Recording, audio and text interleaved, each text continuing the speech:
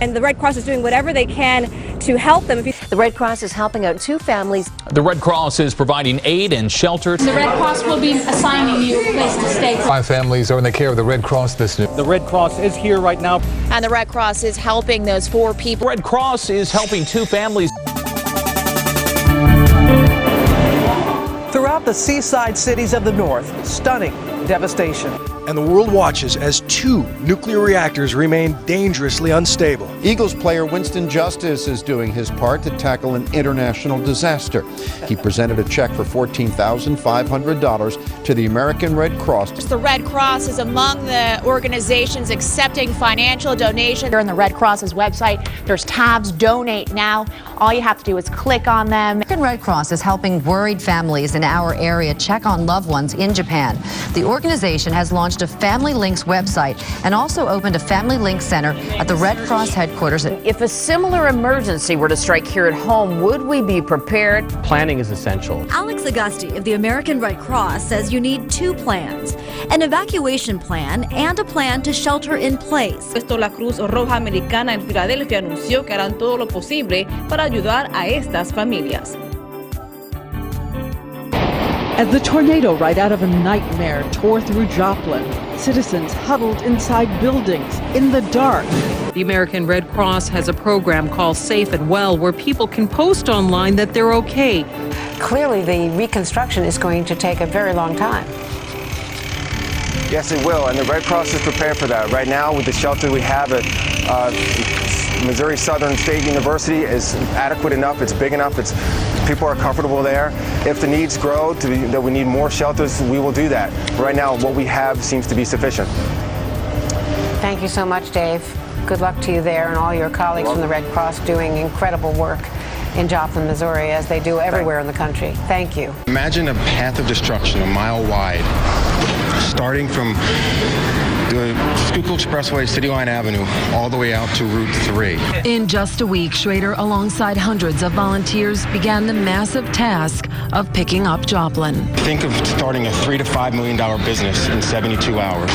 You got to hire all the people, you got to fly them in, you got to feed them, you got to process them, and you got to send them out into where the need is greatest. And the work there is not yet done. There are 2 more Red Cross volunteers from Philadelphia still in Missouri, and more are expected to deploy in the coming weeks. Finding the right babysitter is key if you want a parent's night out. Maybe have they had a babysitter training course like the American Red Cross offers, even a first aid course. If for some reason you can't be reached, who the next emergency contact would be?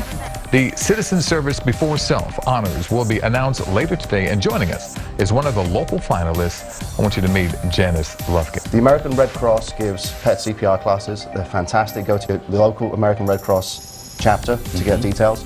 4 local women who gave their time and energy to help others were honored this morning in Center City. The American Red Cross presented its 17th annual Spectrum Awards. Well, the engines will be revving up this weekend for the Pennsylvania 500. The American Red Cross also played an important role on the track. A portion of the proceeds went towards disaster relief and recovery efforts. The Red Cross spread awareness of its services and gathered donations from generous fans. Philadelphia Fire Commissioner Lloyd Ayers joined the American Red Cross and others here at North Philadelphia Senior Center, and he reminded everyone that a safe year means having a working battery and a working smoke detector. They were singing, dancing, and sing Red at the Please Touch Museum tonight. It was the annual Red Ball, which benefits the local chapter of the American Red Cross. The action cam at the Franklin Institute, where the Red Cross honored dozens of individuals for being lifesavers. It was the Help Can't Wait Awards, given to people who use CPR or other Red Cross training to save a life. The Southeastern Pennsylvania chapter of the American Red Cross has a new leader tonight. Judge Renee Cardwell Hughes has left the courtroom for the boardroom. The Red Cross chapter announced Hughes as its new chief executive officer today. Hughes says she is most looking forward to, in her words, lifting people up in their hour of need. In a special health check report tonight, horse therapy for wounded veterans. Reporter and registered nurse Sally Gorman joins us with a look at this program by the local Red Cross. This helped me to have more patience and reduce significantly my anxieties. Actually, it's helping me trust more the folks that are around me. Red Cross hosted this holiday party in Center City for children who fell victim to disaster this past year. Well, in Health Check tonight, the Red Cross has moved a little closer to its goal of teaching 5 million more Americans how to do CPR. 500 workers for QVC took part in these training sessions today out at their studios in Westchester. The classes were held all day to accommodate various shifts. Philadelphia City Council honored the great work of the Southeastern chapter of the American Red Cross today at City Hall. They presented 20 volunteers and staff with a resolution recognizing them for their superior service to the community. This year alone, the chapter has responded to 685 disasters. 2 people are still missing after a barge ran into a duck boat on the Delaware River. The Red Cross is doing whatever they can to help them. If you take a look at this video, you'll see that the Red Cross did help quite a few people get to the hospital. They helped 7 people to be exact. The Red Cross is helping 2 families displaced by a house fire on Spruce Street. 75 folks inside enjoying a pizza dinner, wondering when they're going to get home. Behind me, Red Cross disaster relief crews. They'll be here through dinner, through the evening, and if these evacuees must remain here, later on, the cots will be coming in to spend the night.